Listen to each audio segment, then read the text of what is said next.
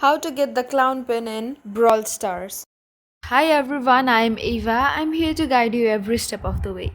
So, are you ready to dive in? Then let's get started. So first of all, open YouTube and search Brawl Stars Brawl Talk. Search for that.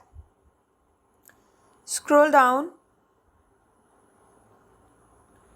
and you'll find this video. So just click on this video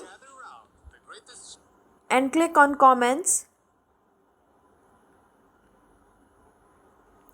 And here you can find a link. So just click there and press on claim rewards. And again press on claim.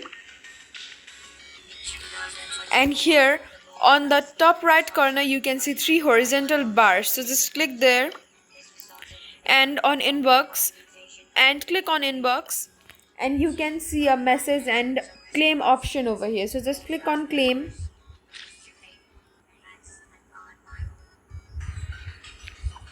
And that's how you can get the clown pin in Brawl Stars.